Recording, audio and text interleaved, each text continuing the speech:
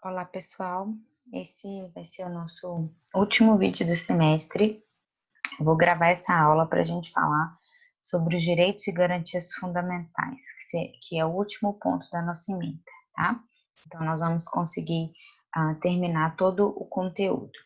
Neste vídeo, eu vou falar a parte geral dos direitos e garantias fundamentais, tá? Eu não vou entrar para falar de cada um dos direitos e garantias fundamentais em espécie. Para efeito de aula aqui de graduação, é um trabalho que fica muito maçante, muito repetitivo, né? Ao longo do curso, vocês vão tendo contato com esses direitos e garantias fundamentais em espécie. Alguns vocês vão estudar, vão acabar estudando, aprofundando nas diversas, né, disciplinas. Se tivéssemos no presencial, ou se a gente tivesse aí mais algum tempo, a gente poderia talvez fazer um trabalho, juntar lá um grupo de direitos em espécie para fazer algum tipo de apresentação, mas aqui para efeito desse vídeo, até para ele ficar um pouco mais curto, um pouco mais tranquilo de vocês assistirem e estudarem, eu não vou entrar nos direitos e garantias fundamentais em espécie, ok? O livro Muitos manuais, o livro do Pedro Lenhas, o livro do Alexandre de Moraes, que são os que eu tenho aqui em casa, eles falam essas questões todas, essa teoria geral, vamos chamar assim, dos direitos e garantias fundamentais, que eu vou tentar passar para vocês aqui nesse vídeo, mas eles falam um pouquinho de cada direito e garantia fundamental. Então, eu recomendo fortemente a leitura e que vocês estudem, ok? Então, vamos lá. Deixa eu pegar aqui os slides. Bom, e além disso, né, essa matéria de direitos e garantias fundamentais, eu acredito que é algo que vocês já estejam familiarizados, né, com o estudo que vocês fizeram dos direitos humanos junto com a professora Amanda. Talvez, então, eu venha repetir, né, reforçar algumas coisas que vocês já tenham estudado e trabalhado com ela, e espero trazer uma coisinha nova aí para contribuir com vocês. Então, vamos lá. Os direitos fundamentais estão lá no título 2 da Constituição. Então, no nosso último tema, a gente estudou o título 1, que os fundamentos e objetivos da Constituição, né, do primeiro ao quarto. E no título 2, que começa no artigo 5º até o artigo 14, nós temos o título 2, que é dos direitos e deveres individuais e coletivos, artigo 5º, os direitos sociais, os direitos da nacionalidade e os direitos políticos. É até o artigo 18, na verdade. Acho que o artigo 14 é o primeiro aqui dos direitos políticos e vai até o artigo 18. Esse título 2 da Constituição, tá? Então, é nele que nós vamos identificar aí os principais direitos fundamentais. Com relação a isso, a essa localização aqui geográfica, né, dentro da nossa Constituição, eu gostaria de relembrá-los a discussão que a gente teve quando a gente estudou as cláusulas pétreas, lá no artigo 60, parágrafo 4º. Porque o que é cláusula pétrea, vocês se lembram? São direitos e garantias individuais. E aí a gente ficou discutindo. Então, o que são direitos e garantias individuais? Primeiro, a gente constatou direitos individuais não são sinônimos de direitos fundamentais, embora a gente tenha uma corrente que defende que nós deveríamos considerar cláusulas pétreas todos os direitos fundamentais, que seria um universo maior do que o universo dos direitos individuais. Nós vimos que os direitos individuais não são só aqueles que estão no artigo 5º, né? No artigo 5º eu não tenho só direitos individuais, no artigo 5º eu tenho direitos coletivos também. Eu encontro direitos individuais e, portanto, direitos fundamentais fora também do artigo 5º, né? Nós vimos até uns exemplos do artigo 50, que fala dos direitos dos contribuintes. Nós temos aqui no capítulo destinado aos direitos políticos, né, o princípio da anterioridade eleitoral como direito individual do cidadão eleitor. Mas aí esse é mais fácil porque já está dentro do título 2, né? Mas a questão é que mesmo fora do título 2 eu posso encontrar, né, na nossa Constituição, espalhada na nossa Constituição, outros direitos individuais. E precisamos lembrar também dos tratados internacionais, não só aqueles tratados internacionais de direitos humanos que sejam internalizados por aquele procedimento do parágrafo 3º, porque esses nós vamos considerar emenda constitucional, então eles aderem à Constituição, mas no artigo 5º, parágrafo 2º, vou até puxar ele aqui para vocês.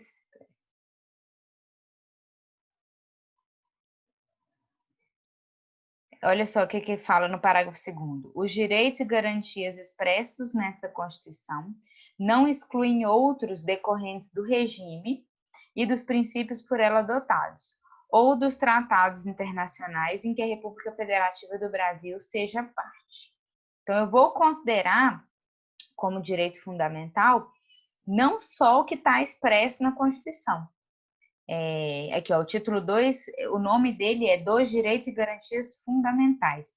Só que eu vou encontrar direitos fundamentais tanto fora desse título 2, né? Fora do título 2 da Constituição, espalhado ao longo da Constituição, eu posso encontrar outros direitos fundamentais, e fora da própria Constituição, né? Que seriam os instrumentos de tratados internacionais, que são instrumentos, documentos separados da Constituição, e que, por força do disposto no artigo 5º, parágrafo 2º, também serão considerados e garantidos, né, pelo nosso ordenamento jurídico como direitos fundamentais, tá? Aí nós temos, certamente vocês ouviram falar já e estudaram em direitos humanos, as gerações ou dimensões dos direitos fundamentais. Atualmente, a doutrina tem preferido esse nome dimensão, porque não tem assim enumerado certinho quais são, né, de tal dimensão. A dimensão é algo assim, não é uma coisa estanque, sabe? Não é um compartimento, uma gaveta objetiva que eu consigo encaixar alguns direitos aqui. Tem alguns direitos que permeiam as dimensões, né? Então, quando eu falo em dimensão, eu tenho ideia de algo mais fluido.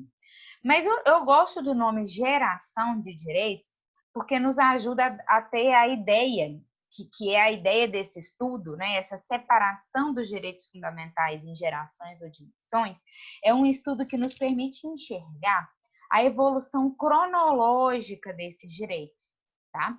Via de regra, claro que, de novo, não é assim algo fechado, objetivo, mas quando a gente faz o estudo, lembra que quando a gente começou a estudar classificações das constituições, eu falei para vocês que isso é muito importante para o estudo do direito constitucional, nos ajuda a comparar diversas constituições, nos permite comparar, por exemplo, dentre as constituições brasileiras, nos permite comparar a Constituição brasileira com a Constituição dos Estados Unidos. Essas classificações, esses parâmetros, né, nos permitem fazer esse estudo comparativo. E esse estudo comparativo nos permite enxergar a finalidade, a teleologia por trás da nossa Constituição, né? Nos permite enxergar o contexto jurídico, o contexto filosófico que orientou o nosso poder constituinte originário. Nos permite observar como chegamos até aqui, né? Por que nosso ordenamento jurídico é hoje como é. E, a partir disso, nos permite sugerir, dar, né, sugestões de modificações e tudo mais. Então, essas gerações de direitos fundamentais, eles tentam dar essa ideia de como isso foi cronologicamente, né, na história da humanidade, na história dos estados, como isso foi sendo incorporado nos diversos ordenamentos jurídicos. E a gente observou que esse caminho foi muito parecido né, nos estados ocidentais, pelo menos, essa caminhada seguiu mais ou menos aí uma lógica. Então, vamos lá. A primeira dimensão estaria lá no século XVII até o século XIX. Começou, né, as duas constituições que foram, né, que inspiraram essa época, né, essa geração, para a Constituição americana e francesa. Nessa época, nós temos os primeiros direitos fundamentais positivados nos documentos constitucionais. E aí, o que então que os poderes constituintes originários dessa época se preocuparam em colocar, né, em deixar expresso, em deixar positivado, em deixar por escrito nos documentos constitucionais? As liberdades públicas, as liberdades clássicas e os direitos políticos. Essa cronologia, essa história dos direitos fundamentais vai bater muito com aquele estudo, com aquela teoria do constitucionalismo, aquelas fases do constitucionalismo que a gente estudou, né? Aqui a gente teria aquela primeira fase. O valor principal que permeou essa dimensão é o valor liberdade. Então, aqui a grande preocupação aqui foi o rompimento, né, da sociedade, dos estados com o absolutismo. Então, a preocupação dos poderes constituintes originários era estruturar o Estado, limitar o Estado e garantir um mínimo de liberdade. Eram os estados mínimos. A gente queria garantir, né, a nossa liberdade, a nossa propriedade privada e que o Estado ficasse fora, né? O Estado mínimo, um Estado bastante abstentista, né? Que se abstenha de interferir na minha privacidade, na minha intimidade, na minha liberdade.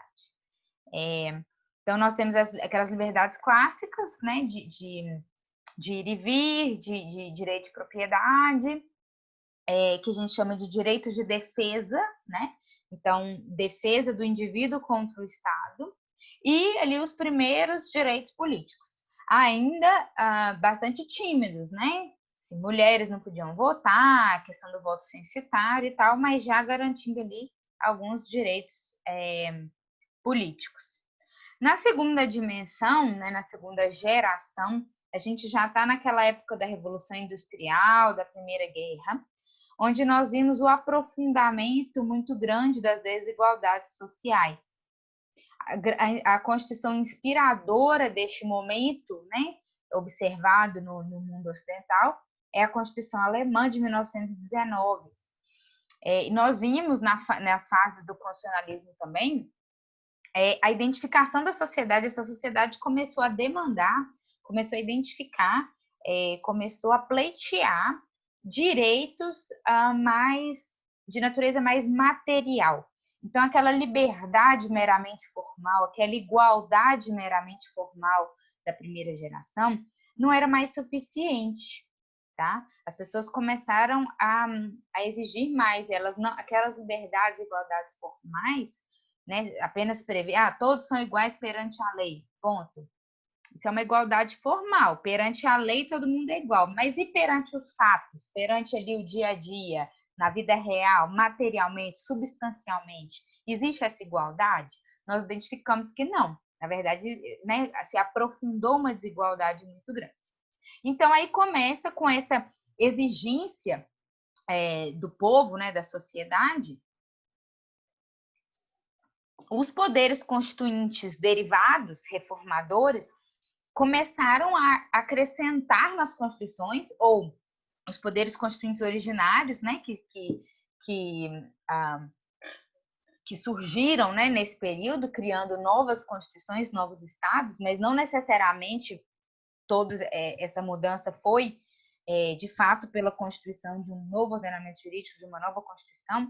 Alguns estados a gente observou uma mera atualização, né, uma mera reforma, um acréscimo naquelas constituições já existentes, mas os poderes constituintes começaram a incluir nesses documentos constitucionais direitos sociais, direitos culturais, direitos econômicos, a igualdade material, tá? Aí, num terceiro momento, a gente tem e vejam como, complementando com aquilo que a gente estudou na teoria do constitucionalismo, nas fases, e essas dimensões aqui dos direitos fundamentais, vejam que a gente traz aqui todos os elementos, né? O estudo dos direitos fundamentais a gente não faz apenas através de elementos técnico-jurídicos. A gente coloca aqui informações relativas ao contexto político, relativas ao contexto econômico, relativos ao contexto filosófico, né, que permeava as sociedades em cada uma dessas épocas. E claro que tudo isso acaba refletindo no povo e acaba refletindo no direito, né? Bom, aí vem a fase política e econômica de globalização, profundas alterações nas relações internas e internacionais, a sociedade de massa. Então, a gente começa a ter preocupações de nível coletivo, como direito do consumidor, direito ambiental. E a gente começa a falar no valor solidariedade. Esse nível coletivo, os direitos coletivos, ou também chamados de direitos difusos, são aqueles que são indivisíveis e indetermináveis. Né? Eu posso ter, por exemplo, direitos transindividuais, que eu tenho mais de um indivíduo, mas eu consigo entregar o direito para cada um deles. Eu consigo entregar o direito inteiro para cada um deles. Aí nós temos os direitos, depois nós temos os direitos que de muitos também, né? Agora eu esqueci, são os transindividuais, depois os coletivos, os difusos, que seriam esses que eu tenho uma multiplicidade de pessoas, mas eu ainda consigo dividir, né? O direito é divisível e eu consigo determinar. Por mais que seja muita gente, eu consigo listar ali quem são essas pessoas, tá? Já essa preocupação de nível coletivo, de nível difuso, traz essa ideia muito grande do meio ambiente, da paz, que são questões que eu não consigo dividir, né, para cada um ter a sua parcela, e eu não consigo identificar, porque assim envolve tudo, vai envolver ser humano, vai envolver pessoas jurídicas, vai envolver fauna, flora, né? Então assim já começa a ter uma coisa muito mais plural, muito mais complexa. E aí tem já quem fala em quarta dimensão, quinta dimensão, e aí a divisão aqui dessas últimas dimensões que já são mais recentes, já é algo assim, não é tão certo na doutrina. Vocês vão ver alguns autores falando em quarta, quinta, enfim. Vamos chamar essa dimensão mais contemporânea, mais atual, mais recente. Aí já tem a questão da tecnologia, da engenharia de genética. Eu continuo tendo direitos em nível individual e coletivo, né? Obviamente, mas eu tenho a questão do patrimônio genético, da preservação do ser humano como espécie, né? Coisas, vejam, cada vez mais complexas, né? As demandas da sociedade, as demandas do povo vai ficando cada vez mais complexo. E a gente viu aquela questão, a gente discutiu bastante sobre a legitimidade, né, do poder constituinte originário, dos representantes do Congresso, né, os congressistas. Então, a importância dos poderes constituintes, seja ele originário, seja ele derivado informador, refletir esses anseios, né, da população. Passando já para a gente diferenciar, né, definir o que seriam direitos fundamentais e o que seriam garantias fundamentais, basicamente os direitos fundamentais seriam bens ou vantagens, né, bens e vantagens individuais e ou coletivos, enquanto as garantias fundamentais são justamente os instrumentos, as ferramentas que eu utilizo, que estão previstas no nosso ordenamento jurídico, para assegurar o exercício dos direitos fundamentais. Então, eles andam sempre juntos, né? Os direitos e as garantias fundamentais. As garantias fundamentais podem ser do tipo processual, podem ser um instrumento processual. Então, por exemplo, o habeas corpus, o habeas data, o mandado de segurança, o mandado de injunção, uma ação processual, uma ação judicial, né, através da qual eu vou pedir ao Poder Judiciário que me resguarde um direito fundamental, que me resguarde o exercício. Mas os direitos fundamentais também podem ser garantidos pelo que a gente chama de proposições normativas. Ou seja, na própria norma que traduz, que garante o direito individual, eu já consigo enxergar alguns mecanismos, algumas ferramentas para que esse direito fundamental possa ser efetivamente exercido, identificado. Eu coloquei aqui 2 exemplos para vocês do artigo 5º. É inviolável a liberdade de consciência e de crença, sendo assegurado o livre exercício dos cultos religiosos e garantida na forma da lei a proteção aos locais de culto e às suas liturgias. Então, vejam, aqui a gente já tem o direito, que é a liberdade de crença, a liberdade religiosa em geral, e a gente já tem aqui um mecanismo, uma ferramenta que fala que os locais, né, onde são professados os cultos e as liturgias, têm que ser garantidas pelo Estado. Então, isso aqui é uma garantia fundamental de um direito fundamental. Outro direito fundamental, direito ao juízo natural, sendo garantido que não haverá juízo ou tribunal de exceção. Então, eu tenho direito fundamental, eu tenho direito ao juízo natural, é um direito individual e ao mesmo tempo coletivo, né? Porque ele vale para todo mundo, independente se já nasceu, se não nasceu, se vai precisar usar, se não vai, se vai precisar usar. Então, ele tem uma característica de indeterminação. Mas é um direito que eu consigo entregar inteiro para a pessoa, né? Quem procurar o Poder Judiciário, eu entrego para ela, né? Quando ela procurar o Poder Judiciário, quando ela precisar provocar, ajuizar algo no Poder Judiciário, automaticamente ela já tem esse direito fundamental ao juízo natural. E esse direito já vem automaticamente garantido por uma proposição normativa, né? Ou seja, por uma determinação, por um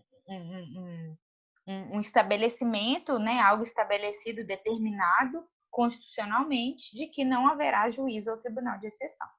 E a inexistência, né, a impossibilidade de existir no ordenamento jurídico, de existir no Brasil, o juízo ou tribunal de exceção, é uma forma, né, de garantir o direito ao juízo natural.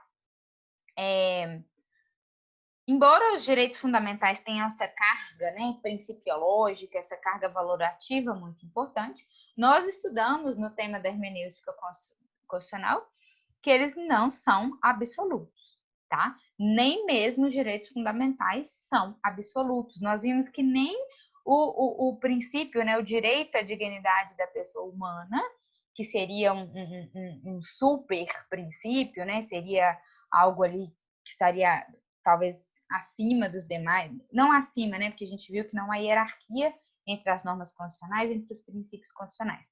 Mas nós vimos que a dignidade da pessoa humana está lá como fundamento do nosso ordenamento jurídico, como fundamento da nossa Constituição. Mas nem ela, a gente viu alguns exemplos, né? Nem a dignidade da pessoa humana consegue ser absoluta, nem ela eu consigo garantir de forma absoluta. Então, só que as antinomias são aparentes, né? Então eu tenho aqui um conflito entre a dignidade da pessoa humana da mãe e do feto, foi o exemplo que a gente fez. Então, eu tenho uma contradição, eu tenho um erro na nossa Constituição, eu não consigo, né, o direito, o ordenamento jurídico não me dá uma solução para resolver esse problema, é uma contradição grave. Não, essa contradição ela é aparente, porque ela vai ser harmonizada, ela vai ser relativizada no estudo daquele caso específico do aborto do feto anencéfalo. E aí eu vou interpretar a dignidade da pessoa humana como um fundamento, né, da minha interpretação, do meu ordenamento jurídico, mas eu vou interpretá-la de forma unitária, de forma integrada, com os demais direitos fundamentais, com os demais princípios constitucionais. Então, por exemplo, a gente chegou à conclusão, no caso do aborto do feto anencéfalo, que é possível, né? Não seria típico, não seria um crime o aborto do feto anencéfalo. É uma situação muito específica, veja bem, eu harmonizei para atingir uma situação muito específica de um feto que tem uma característica médica, né, genética demonstrada, específica, então não vale para qualquer aborto. Eu não tornei essa regra absoluta do tipo pode abortar, né? Eu não retirei a validade da norma existente, da norma válida, vigente e eficaz no nosso ordenamento jurídico, de que o aborto é proibido. Essa norma continua existente, eu não desconsiderei a existência dela, eu não enfraqueci essa norma, muito pelo contrário, né? eu garantindo a força normativa da Constituição, garantindo o princípio da dignidade da pessoa humana, eu também acabo fortalecendo essa norma, mas eu defino o alcance de que o aborto é proibido, mas eu preciso harmonizar, relativizar no caso do feto anencefalo. Então, com relação aos direitos fundamentais, vai ser essencial a interpretação utilizando aquele princípio da máxima efetividade que a gente estudou. Então, eu vou buscar o mínimo de restrição aos direitos fundamentais, vou tentar aplicá-los de forma harmônica, todos no máximo que o caso concreto me permitir. E aí, então, lembrando também daquele princípio da proporcionalidade, da razoabilidade, daqueles parâmetros de necessidade, adequação e proporcionalidade em sentido estrito. Os direitos fundamentais, eles têm um caráter universal. Não significa... Universal não é sinônimo de absoluto, já está claro aqui. Essa questão de ser universal é no sentido de direitos fundamentais abrangem todos os seres humanos, todas as pessoas. Okay? Não significa que eles são absolutos, mas significa que se você é uma pessoa, você tem aquele direito fundamental. Então, eles são irrenunciáveis e inalienáveis. Ninguém pode renunciar a um direito fundamental. E o fato de você não exercer esse direito fundamental também não faz com que você perca esse direito. Tá? Ah, não, mas, por exemplo, o trabalho análogo ao trabalho de escravo, que é obviamente vedado, né? Viola a dignidade da pessoa humana e tudo mais. Ah, não, mas a pessoa trabalhou assim 30 anos. Pergunta para ela, ele está feliz, ele quer continuar assim. Isso não significa que ele renunciou ao direito fundamental. Ele continua tendo esse direito fundamental, sendo titular desse direito fundamental, e a qualquer momento pode vir a exercer. Tá? No artigo 5º, no caput, fala que os direitos fundamentais, né, são garantidos aos brasileiros e aos estrangeiros residentes no país. Tá, mas você acabou de falar que os direitos fundamentais têm caráter universal, então seria para todo mundo, mas o artigo 5º fala que é só brasileiro, estrangeiro residente no país. E os estrangeiros não residentes? Né? Um estrangeiro que está aqui a turismo, por exemplo, se ele não tem direito de reunião, ele não pode participar de um projeto, de um protesto, por exemplo, ele não tem direito a ir e vir, se ele precisar ir no SUS, se ele for roubado, né, e precisar abrir um processo, ele não tem direito àquelas garantias processuais. E as pessoas jurídicas? As pessoas jurídicas também não fazem jus aos direitos fundamentais previstos na Constituição? Bom, o entendimento majoritário, tá?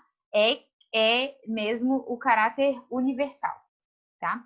É claro que, como está expresso no artigo 5º, eu vou ter que identificar se é possível, se é adequado, se é plausível, se eu consigo, né, entregar esse direito fundamental para uma pessoa que não seja brasileira ou residente no país, tá?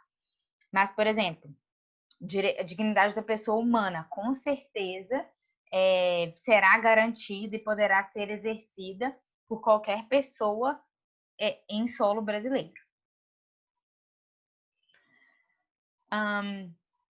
Quem são os destinatários dos direitos fundamentais?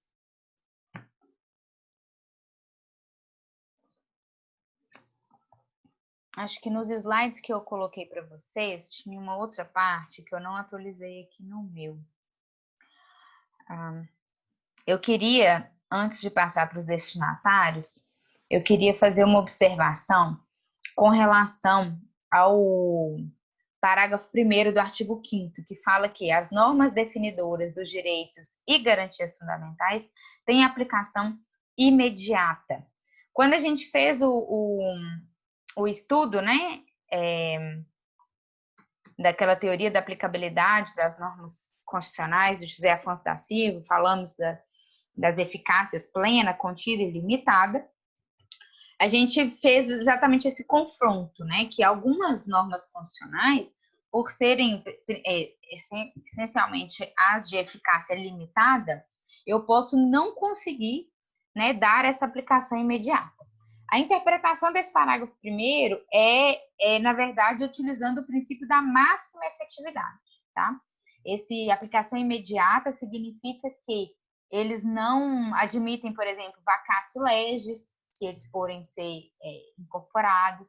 Significa que, provocado o poder público, né, o judiciário, o legislativo ou o executivo, eu preciso entregar o máximo de efetividade para esses direitos fundamentais, ok?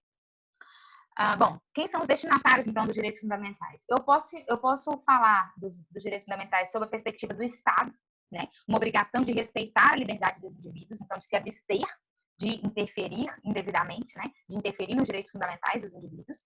E também na perspectiva de garantir alguns direitos fundamentais.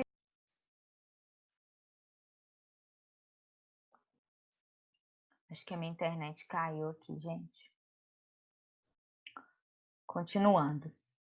Na perspectiva do Estado, então, a gente tem a obrigação de se abster, né, de interferir nos direitos fundamentais de liberdade dos indivíduos, mas também a obrigação de atuação no sentido de garantir determinados direitos fundamentais, principalmente aqueles direitos fundamentais da segunda geração em diante, né, que são, se na primeira geração a gente tem aqueles direitos de defesa, né, direitos que exigem, que é de defesa do indivíduo contra o Estado, a partir da segunda dimensão, da segunda geração, a gente começa a ter um acréscimo, né, um volume de direitos fundamentais que já tem essa característica de exigir uma atuação muito próxima, né, muito forte do Estado.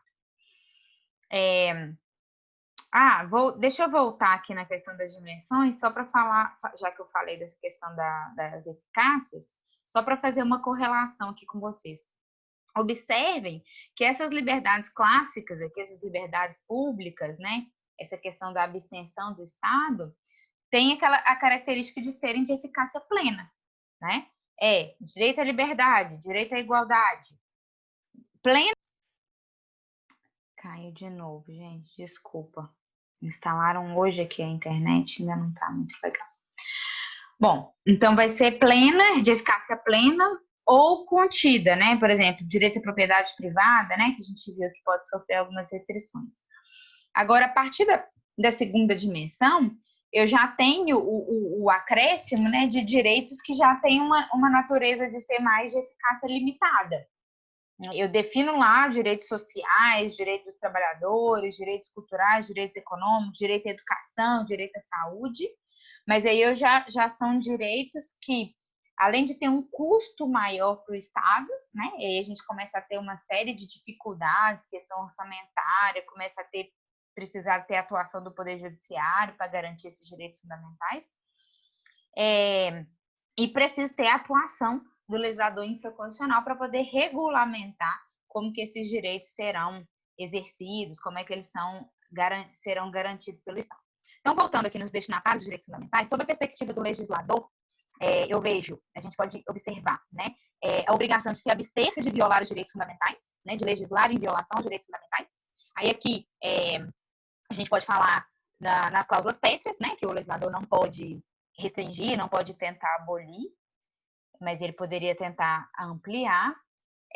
Aqui a gente pode falar daquele princípio da violação ao retrocesso, né? Então, ainda que não seja considerado cláusula pétrea, ainda que eu adote uma teoria, aquela teoria mais restrita de que no Brasil só seria cláusula pétrea os direitos individuais, eu poderia argumentar, utilizando o princípio da vedação ao retrocesso, eu poderia argumentar uma proibição aqui, uma vedação de que o legislador legisle, né, em violação aos direitos fundamentais garantidos na Constituição.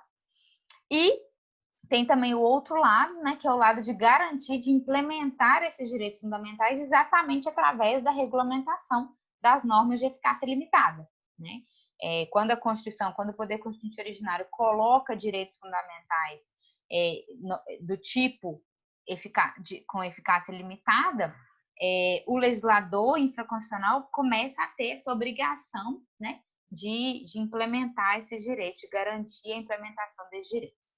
E sob a perspectiva dos indivíduos, da sociedade como um todo, ou dos indivíduos mesmo, individualmente, eu também posso ver, né, a perspectiva de cumprir com seus deveres de cidadão, de indivíduo, né, Então, cumprir com seus deveres para com o Estado, por exemplo, pagamento de tributos, cumprir com os seus deveres para com os demais indivíduos, né, de respeitar os direitos fundamentais do outro.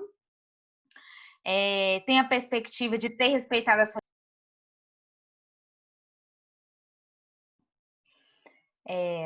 essa perspectiva que, né, que a gente falou primeiro com relação ao Estado, de respeitar a liberdade dos indivíduos, né? Na outra ponta tem exatamente o direito, né, dos indivíduos, da sociedade, ter respeitado a sua liberdade pelo Estado. Também a outra ponta da obrigação do Estado de garantir os direitos fundamentais dos indivíduos está a possibilidade, né, a capacidade do indivíduo, da sociedade exigirem essa atuação do Estado, exigir essa atuação do legislador mediante a implementação normativa dos direitos fundamentais, exigir a atuação do Estado judiciário, né, efetivando direitos fundamentais. E aqui também, na perspectiva do indivíduo e da sociedade, tem o efetivo exercício dos direitos políticos, né? Tanto como um poder, né? Tanto como um direito, também como um dever nosso, né? De cidadão, de exercer, de participar aí dos nossos direitos políticos. Eu trouxe aqui uma transcrição de um constitucionalista, o José Gomes Canotilho, que diz o seguinte: a função de direitos de defesa do cidadão sob uma dupla perspectiva. Primeiro, constituem num plano jurídico objetivo normas de competência negativa para os poderes públicos, proibindo fundamentalmente as ingerências destes na esfera jurídica individual. Então, uma competência negativa, o Estado tem que se abster, né? Ele tem que ficar lá longe, garantir a minha liberdade e não interferir, não tentar ingerir na minha esfera jurídica individual. E a outra perspectiva implicam num plano jurídico subjetivo o poder de exercer positivamente direitos fundamentais, liberdade positiva, e de exigir omissões dos poderes públicos de forma a evitar agressões lesivas por parte dos mesmos, liberdade negativa. Então, a perspectiva de abstenção do Estado não intervir, não ingerir na minha esfera individual, e a perspectiva de eu exigir que o Estado atue de uma determinada forma, ou para me entregar positivamente um direito, ou para não violar um direito meu. E aí eu trouxe aqui para vocês, nessa linha da perspectiva, dos destinatários dos direitos fundamentais, nessa perspectiva de exercício dos direitos fundamentais, uma questão muito interessante, estudada pela doutrina, né, e defendida por uma parte da doutrina, que seria uma dupla eficácia dos direitos fundamentais.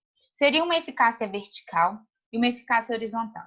A eficácia vertical já fica bem claro aqui quando a gente faz essas perspectivas que a gente acabou de analisar. A vertical seria Estado e indivíduo, né? A gente sabe que o Estado está acima do indivíduo, né? Ele tem mais poder, tem mais estrutura. O Estado é a coletividade dos indivíduos, então a gente tem essa relação vertical.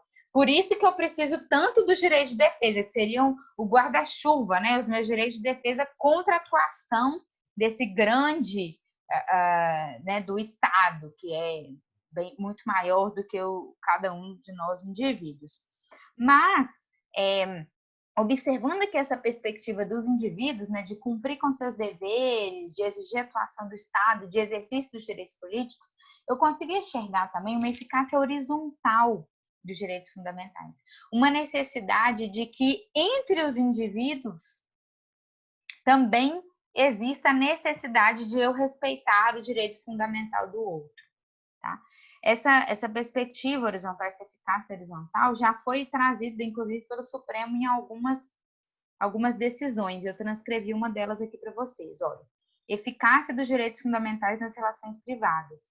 As violações a direitos fundamentais não ocorrem somente no âmbito das relações entre o cidadão e o Estado, mas igualmente nas relações travadas entre pessoas físicas e jurídicas de direito privado.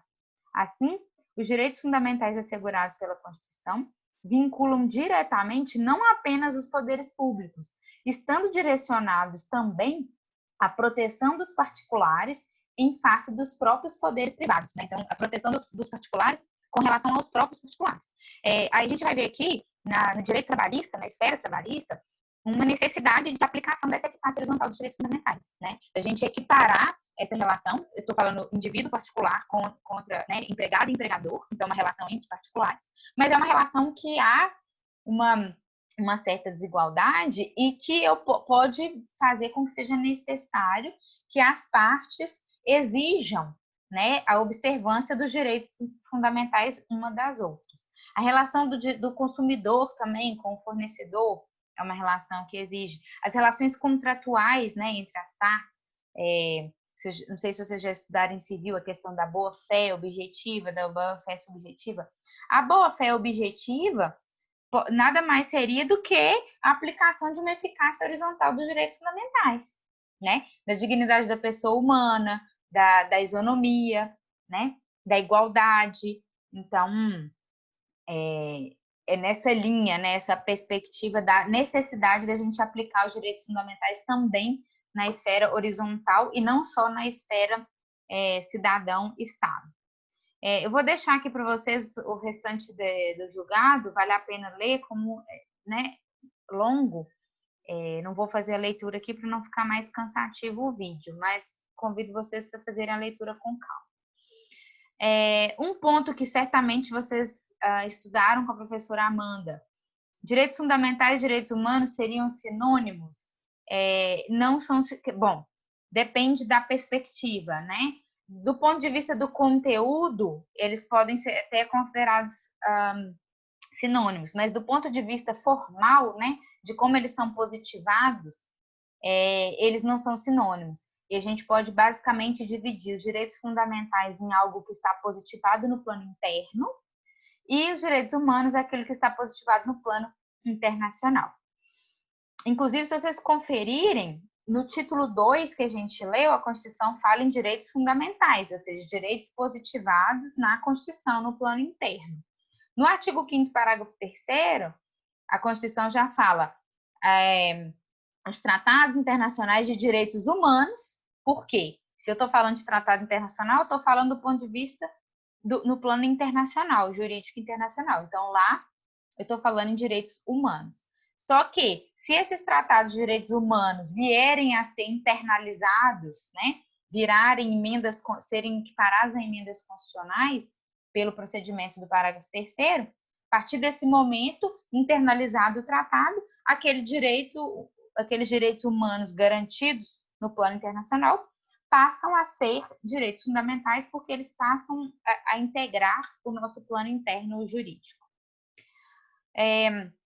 Um outro ponto que eu queria colocar para vocês: qual é a relação existente entre a dignidade da pessoa humana, que na Constituição de 88 aparece como um fundamento, né, aparece lá no artigo 1º, 3, com os direitos fundamentais, que aí já começa a aparecer a partir do título 2.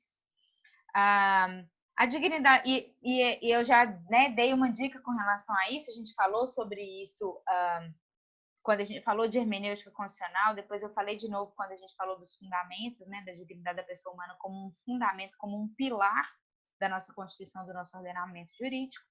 Ela é o núcleo do qual decorrem todos os direitos fundamentais. Então, a relação entre a dignidade da pessoa humana e os direitos fundamentais está no fato de que os direitos fundamentais existentes foram criados exatamente com a finalidade de proteger e promover a dignidade da pessoa humana. Os direitos fundamentais são derivações da dignidade da pessoa humana, ou seja, a dignidade da pessoa humana é o início e é o fim de todos os direitos fundamentais. Então, todos os direitos fundamentais são derivações, todos eles decorrem da dignidade da pessoa humana, decorrem da condição humana que tem que ser garantida a todos, e mais do que simplesmente a condição de existir como ser humano, mas a condição de existir como ser humano de forma digna. Daí decorrem todos os direitos fundamentais. E o objetivo, a finalidade, a teleologia de todos os direitos fundamentais, em última instância, é exatamente proteger e promover a dignidade da pessoa humana. Então, a dignidade da pessoa humana está aqui no núcleo, o cerne, e a nossa Constituição trouxe isso de forma muito correta, né? Falando que ela é fundamento da nossa Constituição, fundamento do nosso ordenamento jurídico. E aí, então, existe esse pilar, esse fundamento, que é a dignidade da pessoa humana, que sustenta todo o restante do ordenamento jurídico, e a função de todo ordenamento jurídico é manter íntegro esse fundamento, esse pilar. Então, é isso. Nos slides que eu mandei para vocês, eu deixei uns slides em que eu falo um pouquinho de algumas garantias fundamentais, alguns instrumentos que seriam o mandado de segurança individual, o mandado de segurança coletivo, o mandado de injunção. O mandado de injunção é muito interessante o estudo dele com relação às normas de eficácia limitada, né? A gente estudou as normas de eficácia limitada. E aí? E se o legislador fica omisso? Né? Se ele se abstém de exercer a sua obrigação de regulamentar? Como que eu faço para garantir aquele artigo 5º, parágrafo 1º, que diz que os direitos fundamentais têm que ter aplicação imediata? Como que eu concilio essa aplicação imediata garantida pela Constituição com essa inefetividade, né, que é a síndrome da inefetividade das normas constitucionais, com essa inação, com essa omissão do poder legislativo? Então, eu tenho alguns instrumentos, tem garantias fundamentais, essa aqui do tipo processual, né? Eu tenho um instrumento processual que eu posso provocar o Poder Judiciário para que ele consiga me entregar, né, garantir a aplicação imediata desse meu direito fundamental. A gente tem um instrumento do mandado de injunção, todos eles, tá? O mandado de segurança, ele garante direitos líquidos e certos. Então, o mandado de segurança aplicaria mais para as normas de eficácia plena, tá? Ou seja, eu tenho um direito, a eficácia dele é plena, mas o poder público está atuando de forma a violar esse meu direito. Então, eu tenho um instrumento de defesa que é a impetração do mandado de segurança individual ou coletivo. E o mandado de injunção já é para as normas de eficácia limitada, que o Estado tem que dar uma resposta para essa omissão do Poder Legislativo. Então, eu vou pedir ao Judiciário para que ele me entregue, né, para que ele garanta o exercício do meu poder, do meu direito fundamental. E aí tem o mandado de injunção, que seria um instrumento do ponto de vista individual, e eu tenho também a ação direta de inconstitucionalidade por omissão, que seria uma ferramenta do ponto de vista mais coletivo, tá? Essa diferença entre elas, do mandado de segurança e a ADO, diz respeito mais a uma matéria de controle de constitucionalidade, que vocês vão estudar mais para frente, não precisam se preocupar. Mas os dois instrumentos têm o mesmo objetivo, tá? Provoca o Poder Judiciário para que ele garanta o exercício do direito fundamental. E tem a ação popular também, que é um instrumento importantíssimo, né? Porque é um instrumento que tem a ver com o princípio democrático, né? Que está lá no artigo 1º, no caput, quando a gente estudou, né? No tema de fundamentos, quando fala que é Estado Democrático de Direito, está no parágrafo único, quando fala que todo poder emana do povo, está lá também como os direitos políticos, né? A questão do pluralismo político como fundamento também da nossa Constituição. Então, o exercício da ação popular é um instrumento muito importante, um direito de participação garantido pela nossa Constituição. Está lá no artigo 5º, 73, que fala que qualquer cidadão é parte legítima, né, para buscar essa proteção da coisa pública. E aqui ele vai defender não interesses individuais, mas interesses difusos, ou seja, aqueles interesses de natureza indivisível e indeterminada, mas tem essa exigência de que seja cidadão, tá? Então, tem que ser brasileiro nato ou naturalizado, em pleno gozo dos seus direitos políticos. É a definição de cidadão lá do artigo 12. Então, embora seja um instrumento de exercício, né, do princípio democrático, é um instrumento resguardado só para os cidadãos brasileiros, e enquanto, por exemplo, os outros instrumentos, mandado de segurança, habeas corpus, já poderia ser impetrado, reconhecida a possibilidade de impetração por qualquer pessoa, tá? não só para o cidadão brasileiro. E eu deixo aí para vocês também um convite para vocês lerem, conhecerem essa questão do chamado estado de coisa inconstitucional, que seria um quadro de violação generalizada e sistêmica dos direitos fundamentais, tá? Isso aí é uma teoria, uma doutrina, que teve início lá na Colômbia, se não me engano, é um assunto relativamente recente em direito constitucional e bastante interessante. Aqui no Brasil, já foi ajuizada uma ação, uma coição de descumprimento de preceito fundamental, a DPF, discutindo a situação dos presídios no Brasil, né, de grande violação de dignidade da pessoa humana e diversos outros direitos fundamentais. Então, é um assunto interessante, não está na nossa ementa, é algo extra. Se alguém tiver curiosidade, eu posso tentar enviar. Eu tenho um artigo, acho que saiu no Conjur, que eu tenho guardado aqui. Se alguém tiver interesse em dar uma lida sobre esse assunto, é um assunto bem legal e de defesa, né, de garantia dos direitos fundamentais. Então, é isso. Aqui eu termino o nosso último vídeo. Terminamos assim a nossa ementa. Eu vou disponibilizar um questionário de revisão. E qualquer dúvida, a gente não vai ter mais aula, né? Nós vamos ter tempo de ter outra aula antes da prova. Então, estudem e me acionem por e-mail lá na plataforma, tá? Não fiquem com dúvida. Eu estou aqui à disposição de vocês para ajudá-los, ok? E um abraço, até mais. Bons estudos, boa prova para vocês.